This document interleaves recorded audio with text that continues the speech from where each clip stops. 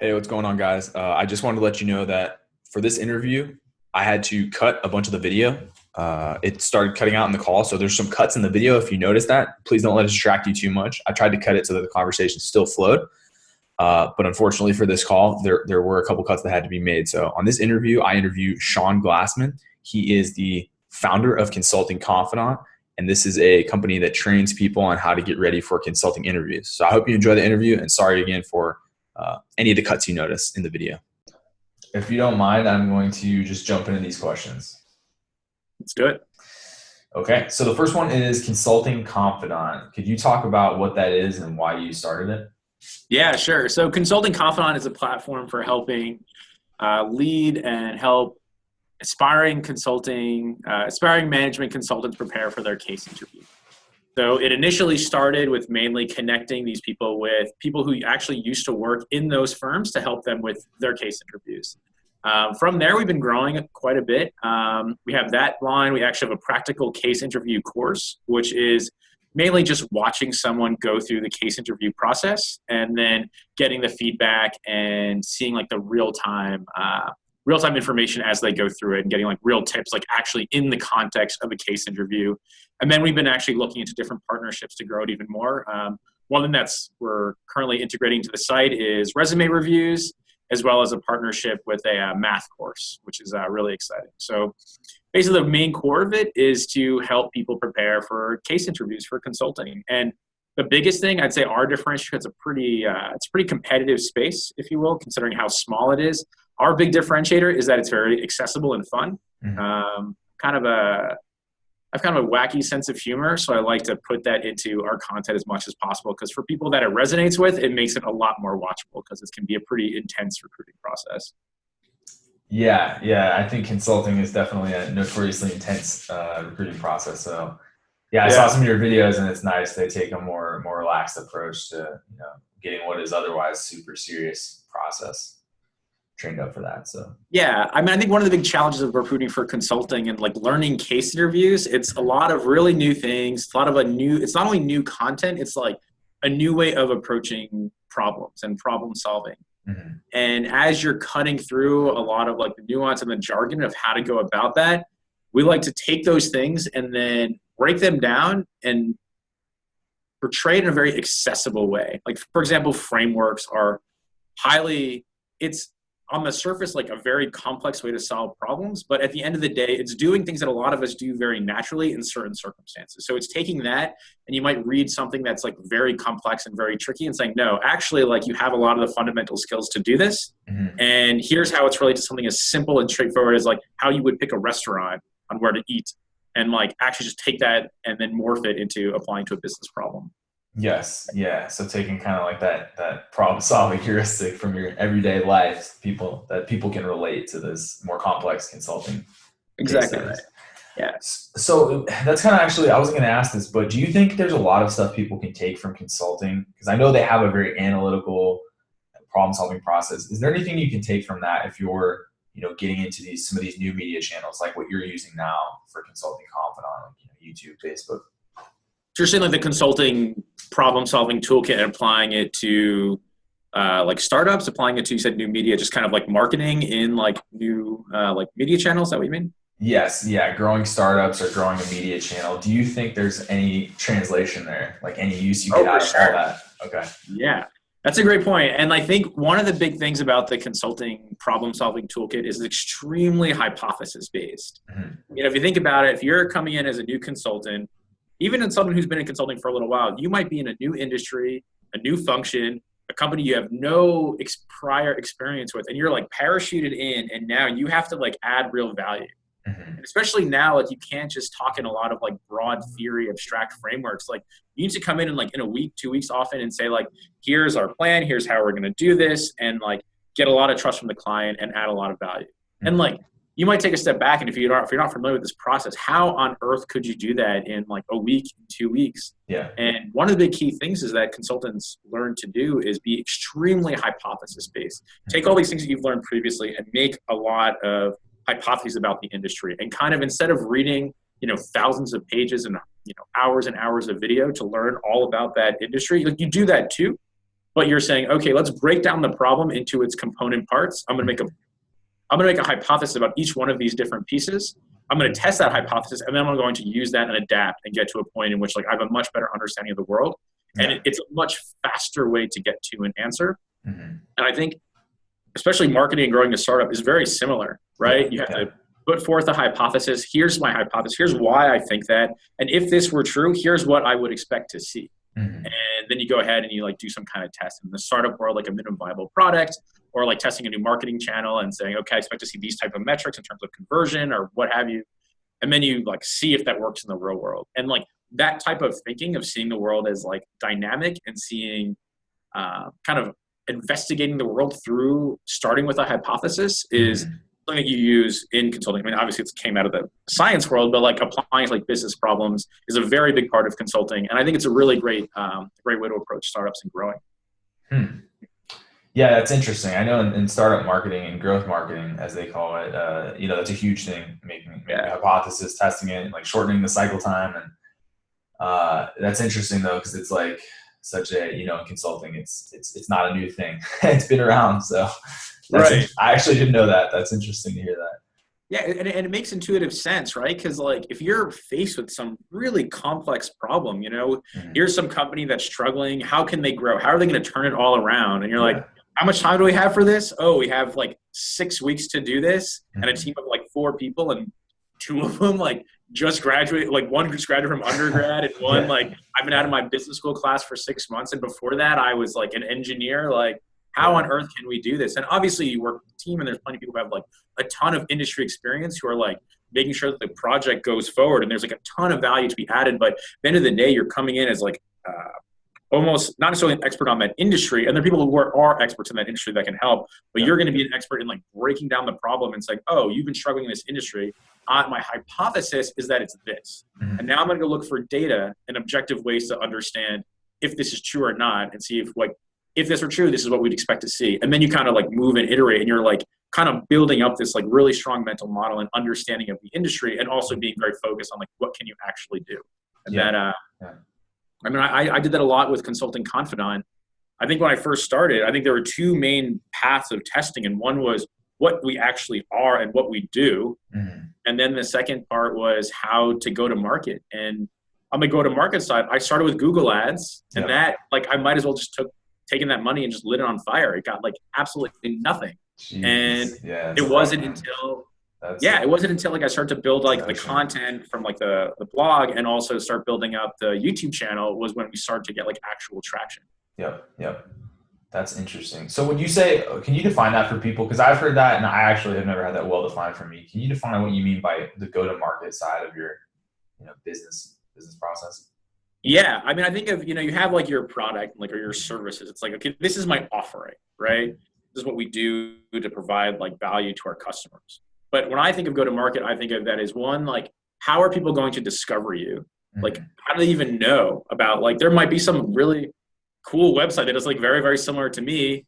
And like, I don't know, like maybe one of my customers don't know about that. So it's like, how do people become aware of it? I think the second part of it is, as they become aware of it, how do they like think about that versus comparing to all of their other options, all their other options in terms of like different competitors in the space, but also the other options of not even using a competitor, right? Like preparing for interviews for a consultant, you don't have to use a site like Consulting Confidant. There are plenty of people who've done really, really well, who just like read a book, read a couple of articles, show up to the interview and just rock the interview, and they're good. Yeah. But it's like kind of like laying out that like, how are we positioned versus your other alternatives? And then I even say the third part is like giving someone the confidence that like this solves the problem that they have in a good way. And I think I wrap that partially all into the go-to-market strategy. It's like kind of how letting people know that you exist, letting them know that you solve their problem, and letting people know that you solve their problem in a way like using the dimensions that they care about, right? Somebody might look at our content and be like, it's a little bit too silly for me, right? Or I don't want to sit and watch someone do a case. I just want the theory. I just want someone to explain, give me like 5 frameworks that I can just put on my pocket. Sorry? Yeah. Oh, how to do the case. Yeah, give me like kind of like a checklist. I mean, we have stuff like that too, but like, I don't want to do it. And if that's how they want to approach it, like I see go-to-market as saying, okay, cool. Like this is what we're about. If that's not what you want, then like there are plenty of people who will give you what you want, but this is kind of how we're positioned. And like, here's where we're good for you. And here's where we're not good for you. Yeah. That makes sense. And the whole process of trying to figure that out. Yeah. So when I want to go back a little to when you were just thinking about this idea, because I feel like this is a really valuable part for a lot of people. How did you know that you wanted to be an entrepreneur? And then how did you know you were going to be successful with this idea? Sure. I would say for me, for being an entrepreneur and doing like my entire life, I've been the kind of person who would see either one of two things would happen. Either one, I would come up with some crazy idea of wouldn't it be cool if, and that is something that just like I will never be able to turn off even if I wanted to. Yeah. I'm always thinking of different, what's the new thing? I think the second thing is like seeing things of how they exist and always asking like, why is it that way? And couldn't there be a better way? Kind of early in my consulting career, not at BCG, I worked in an economic consulting firm, and there was like really brilliant PhD economists, and they do all this really wonderful analysis. And then at some point, you have to turn this analysis in Excel and like Stata that we were using and put it into PowerPoint. Yep.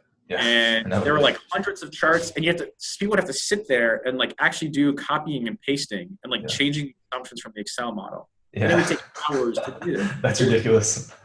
It was wild to see like literally like the night before, like working till like 1, 2 o'clock in the morning, seeing like PhD economists and other like really, really, really smart people like doing this like Control C, Control V. And like we had a good process. It was like Control C, press like Alt Tab to go to the PowerPoint, then Control V. But like it was kind of ridiculous. That's painful. I remember seeing that and I was like, this is ridiculous. Yeah. Like, and I remember talking to the people who were more senior than I was, like, well, this is just the way it is. Yeah. I don't know about that. So I don't know if it has to be. Yeah. It doesn't. So I learned I was like, all right, I want to learn Visual Basic because I like did some research. Really, this thing called Visual Basic. And built a tool to do that, to actually automate the entire process. A little VBA script. Yeah. Now it's like kind of obvious, but like at the time they were like, when was this? When was this? I don't want to date this, right? But when was this? It was. It would have been 2007. Wow. Okay. So not too long ago. Yeah. So I mean, VBA was a thing. Like we were using SAS, we're using Stata. There are like a lot of really great tools out there. But often like people in one area who aren't thinking about problems in a certain way, like if there were software developers at our company, they'd be like, what is going on? This will take 2 seconds to fix. But we weren't, right? We were people who were mainly economists. Yep. So it's just kind of, they were familiar with the tools that they were familiar with. So anyway, that's a long way to say that like, I'm the kind of person who would see a problem and thing, or seeing it, even if it wasn't a problem, even a way something was done and saying, okay, there's got to be a better way to do this. On your second question, like, how did I know it was going to be successful? I definitely didn't. In fact, that was not what I initially set out to do. To kind of be this like iterative hypothesis-based driven model, I initially started it as I wanted to be like, it was actually more focused on giving people a good way to assess the culture of different companies. Yeah. Right. It is so hard when you join a company to know what like the real day-to-day actually looks like. It's really, really hard. No one tells you. And also like, even if you ask questions in the recruiting process, like they're judging you, you're judging them. Yeah. There's like no way to know. So no way. Yeah. So the initial idea was like, what if there's a way you could like these like double blind conversations for people to like assess the culture of a company. So I like had this idea. I think I might have called it career insighter, like insight, like a flash of insight. Yeah. And, basically like use like the GoDaddy website tool builder thing for like $5 a month, put that together, put some Google ads together, and like no traction. Like some people came and like poked around, and but I kept it like super, super cheap. And I was like, okay, maybe if I can do this at a much more narrow scale, because it was like really hard to understand exactly what it was. So then I iterated to like consulting. So now we're like consulting interviews and got like a little bit more like interest. And then it was like, okay, we are like preparing you for your consulting interviews, kind of refine like what the pitch was, put a little bit more content out there to like show our credibility in the space. And then once I did that, then it started to really take off. So I never knew what was going to be successful. It was really a matter of like, I'm going to test this at like comically low cost. Yeah. Like it was like the GoDaddy thing was like super cheap. And then I moved to WordPress, which was a $65 premium theme Yeah. But you have like basic hosting, a basic domain, but like you get something up and running for less than, a couple $100, and you're ready to go. Yeah. Yeah. It is pretty Think insane about how it last fast week. you can test stuff. You still hear me or no? Hello? Yeah, I can still hear you.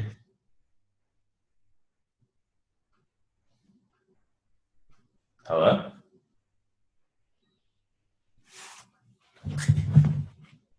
Can you still hear me? Uh, Hello? are you back? I can still hear you. Oh. Hey, can you hear me? Yeah, I can hear you. Cool. I can edit that out. Zoom is pretty awesome software. It just keeps rolling with the recording. Hello? Yeah. It slowed down for a second. I think we might be back in business though. You there? Yeah, I can hear you. I was just saying Zoom's pretty good. It just keeps rolling with the recording, so I can just edit this out. Cool. That works. Cool. So I'll roll into the next one. Sorry about that. So my next question then is: you started this. How did you exactly test it for Consulting Confidant? Did you just run some ads to the new site and see that people were, signing up and interested, or how did you test Consulting Confidant? Yeah. So first thing, I first started with some Google ads.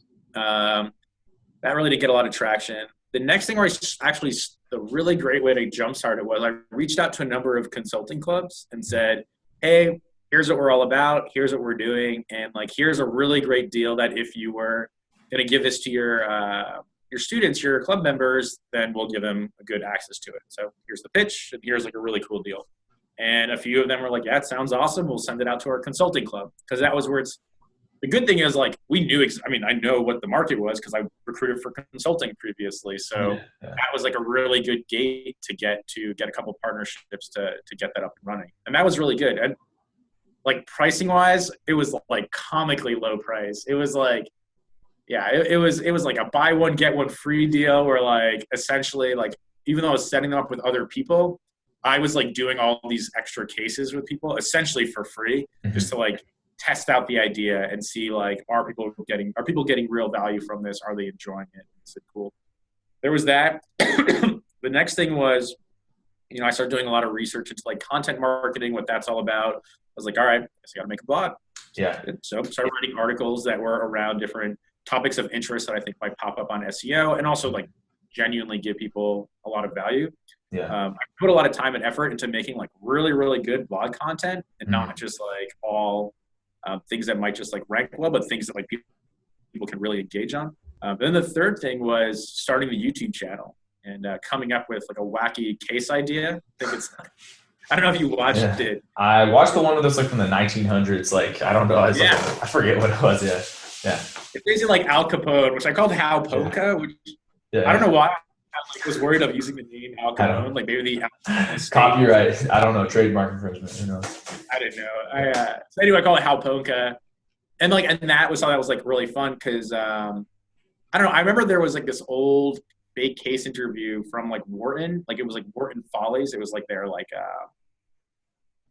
it was some like sketch comedy thing they had done about like a crazy case that they like, didn't really fit very well. Like it was just like absolute craziness. I was like, this was really funny and entertaining. They're like, can I take this funny and entertaining stuff and just make it super valuable? And that's kind of where that came. And then we started getting a lot more traction, a lot of people started finding the site. Okay. And now the good thing about building something like this is not only does it help them find the site, but also it lets them know what you're all about.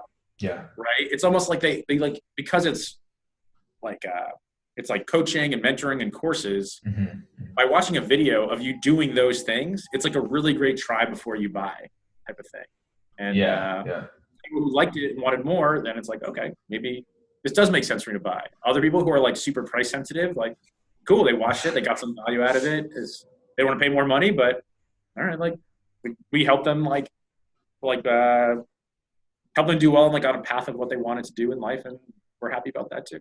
Yeah, and who knows? They might recommend someone or tell exactly about the resource. So that's cool.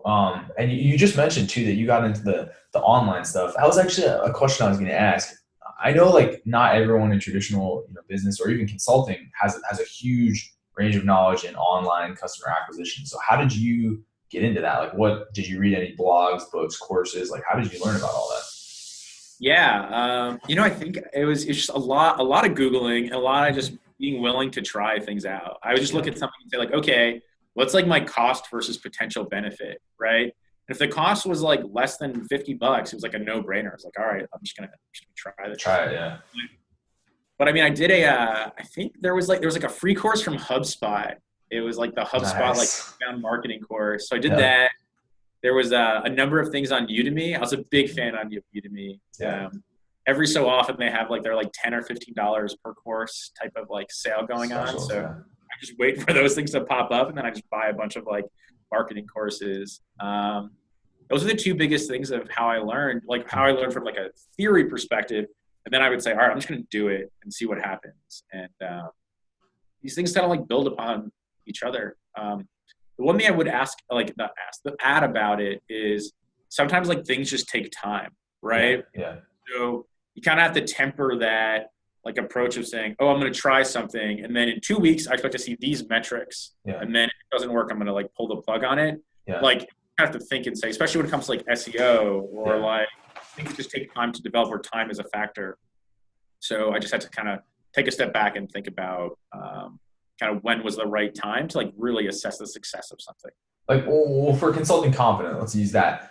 How Sure. long was that from when you started it to when you got enough traction to the point where you knew that that was going to be something that was going to stick around? Yeah, I mean, so from first I'll take from like a channel perspective, then from like a broader perspective. But for example, like SEO, like I started writing all these blog articles, and like SEO was not very successful. And Yeah, I if I was highly reactive on a short time scale, I might have said, all right, well, screw that. I'm not going to do blog articles. It's a waste of time. yeah.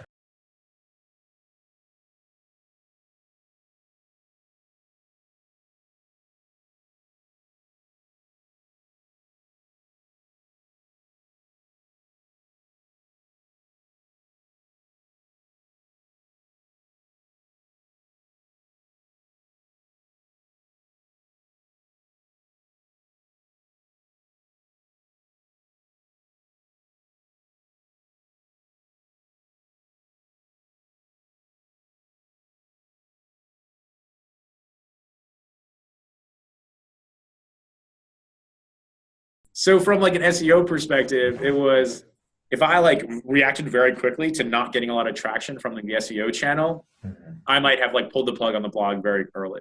However, like if you are like I did a little bit more research on SEO and how Google ranks different websites, a big part of it is like the time with which like you've been around. Yeah, And then also if like other sources have like linked back to you. And and those things are just like things that time is a massive dimension in like those things happening, yeah, including like the time dimension. yeah. So um, it was just a matter of keeping at it and not being overly reactive to the information. Mhm. In terms of whether I knew that like consulting confidant would be something that would be like here to stay or like continue to add value, is just continuing that like pipeline coming in and having those assets that like tell people what we're all about and that bring people in that are interested. I mean, Yeah, so you know, if tomorrow nobody like went to consulting confidant and there happened to be like, some new like business model where they like I don't know, robots were like doing free case prep and then incorporate the best like of all like yeah, consultants, some robot that just does it, like then probably we'd be done, but it'd yeah. be really cool. um, Be good for the so practice, but yeah, good for the practice. Probably actually, if you could do that, then probably the entire consulting industry would have even a bigger disruption. So yeah, I guess they wouldn't be recruiting for the jobs. yeah. That's a whole other thing. Whole other topic. But yeah, it's just being like open minded, like seeing things, testing things, refining it.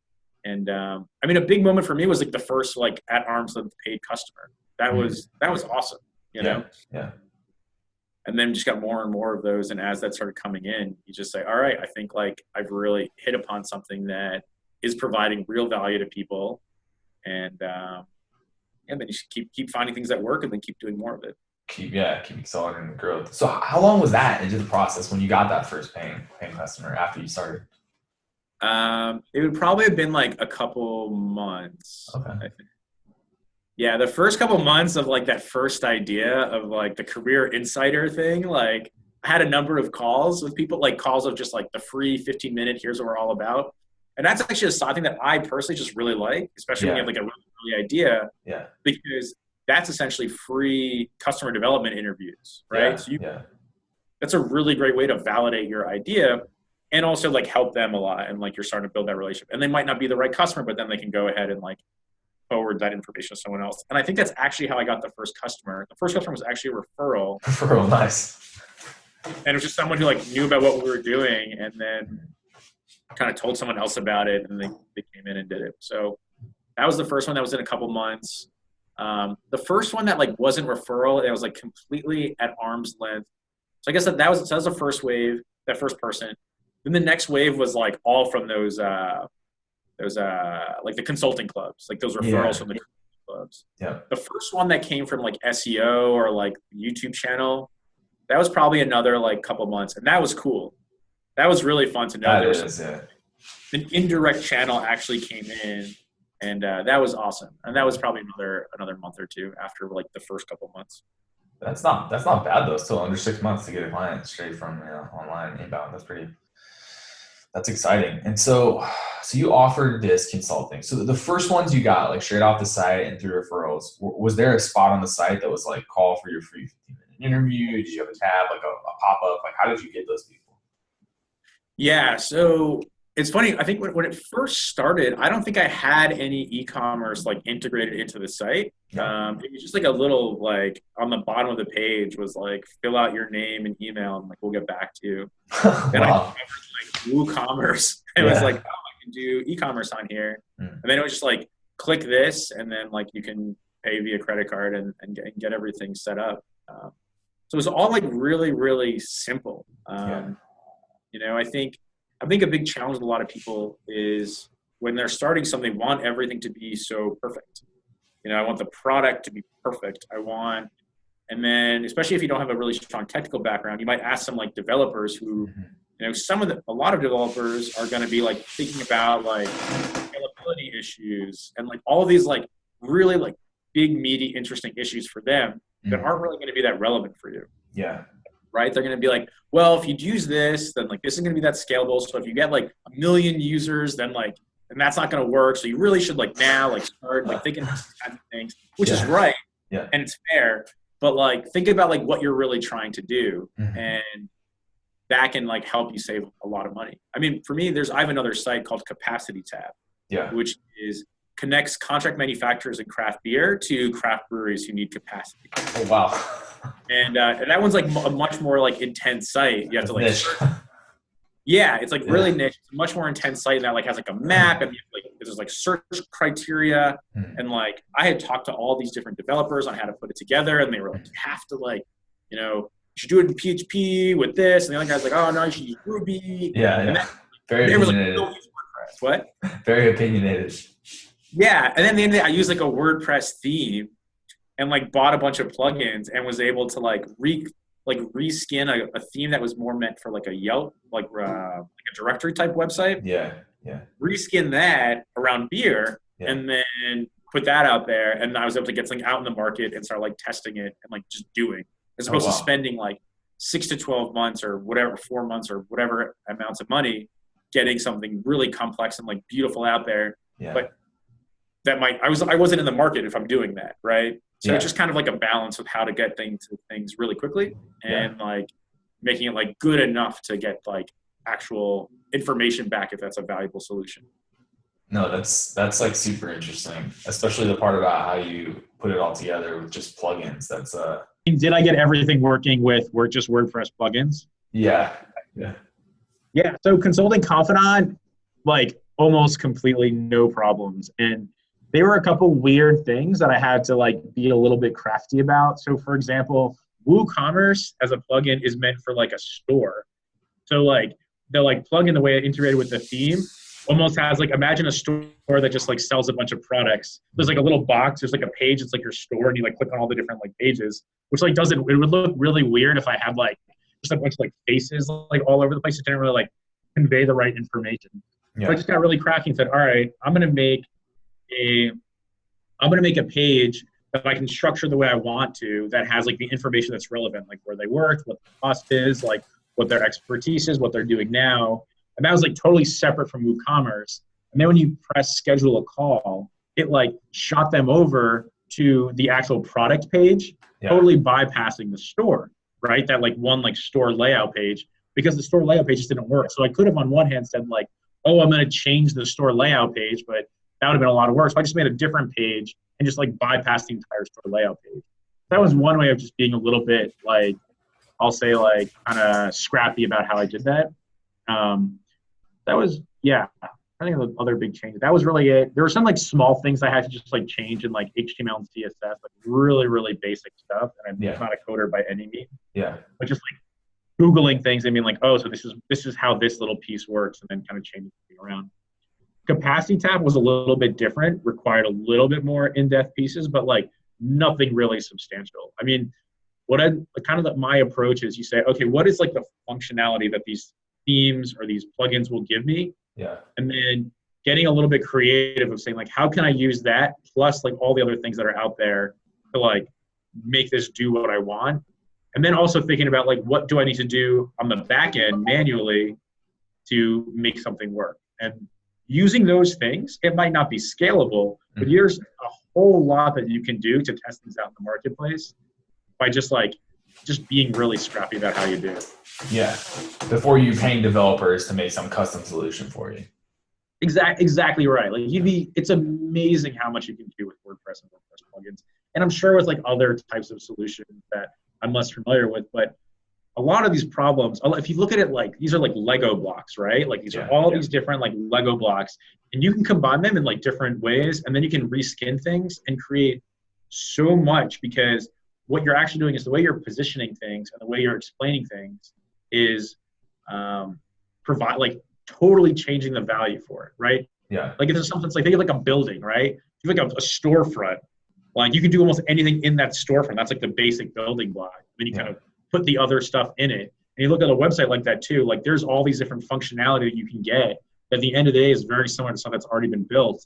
And then you just repackage it in a way that adds so much more value than what was done before. And it's just applying to a different like perspective, like a different group or a different like. Yeah. I definitely think you can use that. Put together your own solution for quite a while into a business until you're getting, plenty of revenue to pay for developers. So. Yeah, which is awesome. Yeah. So I only had a couple more questions for you. One of the big ones was, where do you see, the consulting industry going in 10 years, and where do you see consulting confidant going in like 5-10 years? Yeah, I mean, I think one interesting trend that I've seen with overall, like from a broad like perspective, I mean, like consulting is like continuing to grow. It's like a really interesting, exciting market. I mean, if you think about like flexible labor forces, like the need to like get specialized expertise into a business temporarily and then like back out of it without having to worry about like hiring full-time employees. I mean, that's an exciting part of the market that's like continuing to be highly valuable. Yeah. One thing that I'm seeing that's a little bit different is there's seeming to be a lot more like investment in specialized expertise, whether it's like very specialized industry expertise, functional expertise, analytical expertise, because as things are getting so much more complex and fast moving, consulting firms, I think, are like rightly so building out a lot more very specific and unique capabilities in these areas, right? Like I think gone are the days where someone comes in and is just like talking about like high level strategy and like helping people think through things, and then that's enough. Now it's a lot more like thought on how do they apply different like best in class solutions in different like niche parts of like different parts of the industry, as well as like, I think that's probably one trend. The second one is kind of focusing more on like implementation and execution. I think previously it was kind of acceptable to like just give like a strategy deck and like let companies kind of do with it whatever they want. They found that wasn't as good to get like the actual results they wanted to. I mean, it happens a lot, but I think now there's been a much more focus on like enablement and like execution. I think it's a good move. There's probably two big areas. I'd say for consulting confidant, I think it's continuing to do, being open to where we can add value and keep testing things. I think probably more joint venture, not like just partnerships, I think is probably a big next step for consulting confidant. Working on kind of partnering with Fast Math, the Ace the Case project, Ace the Case course to get them and kind of help provide that to some people who are found consulting confidant, because it's a really great solution for learning math, case math. I'd say the second thing is looking to resume reviews and having a partnership with that. So just taking what we have right now and growing it more and providing more opportunities to add a lot of value. Nice. Yeah, it sounds like there'd be a lot of different ways you can take that. But yeah, resume interviewing and partnerships definitely would work. That's exciting. So I think the last question I had really is just, is there anything that I should have asked you or you want to talk about that I didn't? Oh, wow. That's a great entrepreneurial question. I love that one. No, not really. I mean, I think the really big thing is put yourself out there and do things. And, if like kind of thinking of this audience as people who have entrepreneurial aspirations, a lot of times, like it's so appealing to stay on the sidelines and like want everything to be perfect and to think through all the different things. And sometimes you just need to say, you know what, like I'm just going to put something out there and go ahead and do it. And like, come what may, like, people are going to like, shit on you sometimes, especially if you're on the internet and on YouTube. Yeah. I've had plenty of like YouTube comments, like just making fun of every single part of what I'm just doing. Hating, And you just say like, look, I'm doing something that's interesting. I'm like adding value to people. I know that I'm adding value to people because you get some of those talks of people. Like people now like reach out to me and say like, hey, I'm now at BCG, Bain, McKinsey, and like your services, either your core, combination of your course and like the mentorship from like the mentors, like help me get this role. And that is like super appealing. And that if you're doing something where like those success stories like really are meaningful to you, that will be so much bigger than like people who just like are angry or like whatever, think it's really funny to like make fun of you. Yeah, like, people just which angry is funny. on the There's like some pretty funny. Yeah. So so like the big advice is like just go ahead and do it, and like who cares, right? Like there was a really funny one. It was probably one of my favorite things that I saw on our site on the YouTube channel was like a debate about like how consulting is like way too easy of a problem, and like if you really want to do like real intellectual challenges, like you should do quantum physics. And, like there was a whole debate on the site about this because they're related. Well, not our site, it was on our YouTube channel. And it was like hilarious and amazing. So like there's a lot of funny things that are going to happen. Like people will make fun of you sometimes for like being out there. Some people are going to not like your product, some people are going to love your product, but don't let that reality of like things happening like make you not do something. Like yes, you can take more time, make things more buttoned up and like do things better, but like sometimes just get it out there, like get in the marketplace, get that feedback, and then make it better and keep improving on it. Because now you're not only improving things based upon your own thinking, you're improving things based upon a combination of your own thinking and what like real customers are saying. And that kind of makes it just much more highly valued as opposed to being in your own head and figuring out how to improve things just from that one perspective.